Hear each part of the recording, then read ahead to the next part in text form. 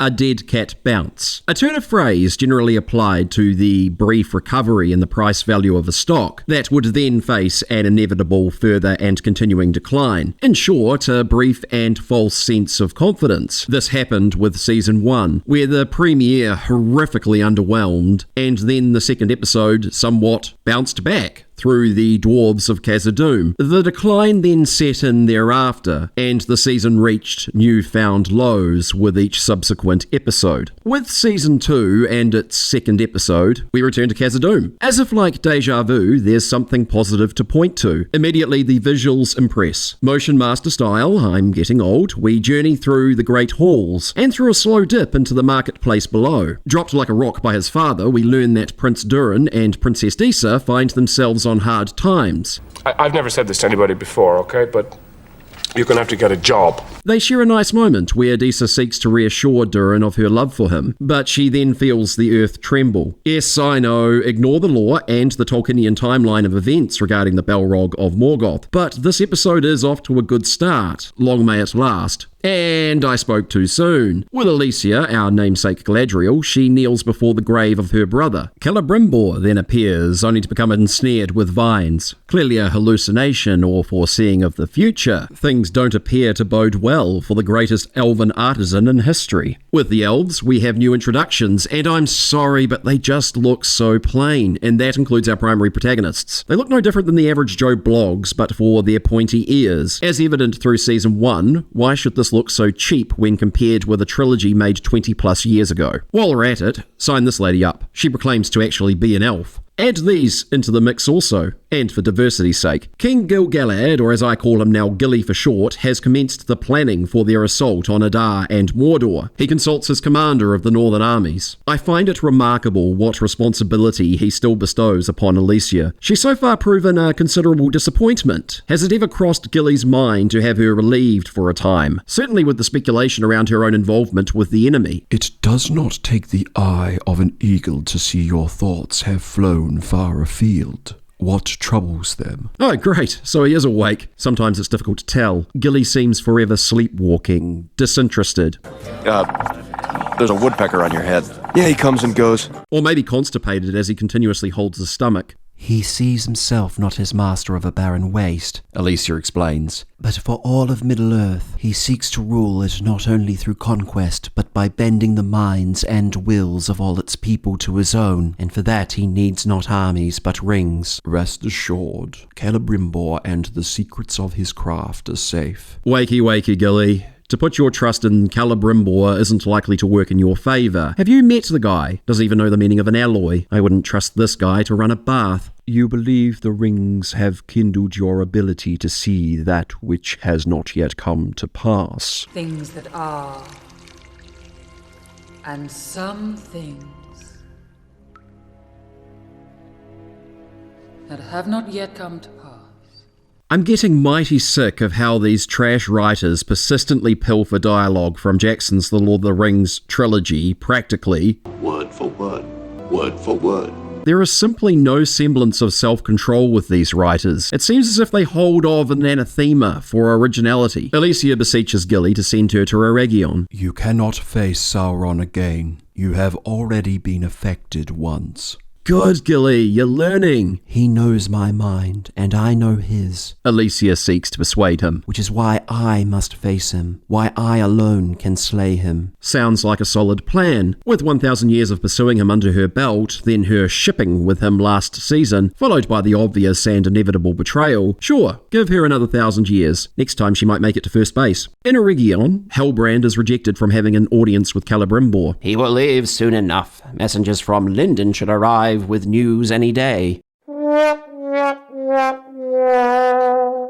Returning to the desert, this new heavy metal frontman has arrived at Caris Gaea. I actually needed that title card. Buggered otherwise where we now find ourselves. Moths. Well, that can mean only one thing. Oh, and we have Kieran Hines now as a wizard. Well, he's a great actor, aligns nicely with episode 1 and the Ides of March. Let's see what he can do with the material afforded him. Perhaps the blood I wasted to bring you before me should have been spent on more useful servants. Well, duh. The seers, watchers, whatever, didn't exactly distinguish themselves with their prior assignment now, did they? Oh, this mask-wearing being is a tracker, like a bounty hunter, like a Boba Fett. If not able to depend on the source material nor the collective imagination from a team of writers, why not simply rip off another popular franchise? What makes you think a mortal like yourself can defeat an Ishtar where my most powerful acolytes could not? I can imagine this wizard having a beer with Gilly, lamenting how good help certainly has become more difficult to find these days. The Ishtar will surrender to me, because if he doesn't, I will slaughter the halflings he calls friends. I like this presumed guy. I have a new favourite character. Sorry, sea creature from episode 1, you have been replaced. With the hobbits, I mean half-foots, female Frodo was trying to come up with a name for this stranger. Seems they still haven't the rights for either. Fellas, it's boring at this point. Just name him Bob and call it a day already. Also, as she complained of being hungry, are those olives in her hair?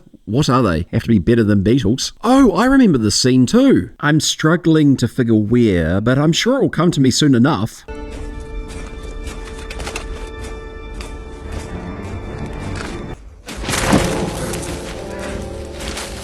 Returning to Khazad-dûm, we have singing Dwarven woman seeking to forge a new path. It is not successful. King Durin asks Princess Disa after the grandchildren and his son. The stubbornness of dwarfs prevails, but there's a solid gain exchange here. Watching the scenes in Khazad-dûm makes me wonder how a show that specifically focused on its origin might have proven a far more effective use of time and money. The dynamic between the three characters works well, the acting is decent. I even sometimes find myself feeling something other than revulsion, frustration, or schadenfreude at the creator's expense. Back with Alicia, she seeks to recruit young Ned Stark on their journey to Eregion. There's myriad wild and wonderful ways to say no. No thanks. No way. As you are so fond of reminding me, I am but a politician. Which is why I continue to refer to him as young Ned Stark. He simply does not resemble his source material. Sauron used me, and under his hand I was played like a harp, to a melody not of my choosing. That's what she said. Ha! I don't get it. Ah yes, the victim. But is this remotely accurate? If I recall, she seemed to serve as the driving force behind each decision, receiving that which she wanted. It was entirely of your choosing. Sauron looked inside you, plucked the very song of your soul, note by note, making himself to be exactly what you needed, the lost king who could ride you to victory. Can you make that straighter? That's what she said. Did you plan that? No. Please, I cannot let him in again. That's what she said! But in seriousness, we at last have a moment of vulnerability from Alicia. By choosing to wear those rings, you have all chosen to become his collaborators. I will have no part in it. Of course, this will be short-lived, as Cerridon will then provide counsel to not abandon his friend, reasoning the desire to use the rings for good rather than evil. Understand, Frodo. I would use this ring from a desire to do good. Retrieving the water from a well in the desert to help Bob recover, a bell begins to ring aloud. It's a trap! Fortunately, Bob conveniently finds a staff. Much like a video game, must be time for a boss battle. Select staff, equip, and cast. The bounty hunters, trackers, whatever, never had a chance, but neither did Nori. Adieu. Parting is such sweet sorrow. With Celebrimbor and his assistant, the assistant softens his stance and he allows Sauron to meet with him. It's remarkable how little persuasion it takes. I can treat with you no longer. She said you'd say that. Okay then. The last line isn't true, but may as well have been. This Celebrimbor is just so special, but what can one expect from the greatest artisan so unfamiliar with the concept of alloying metals? Celebrimbor, are you my friend? I did not come here to toast the elven rings, but to plea with you to make rings for men.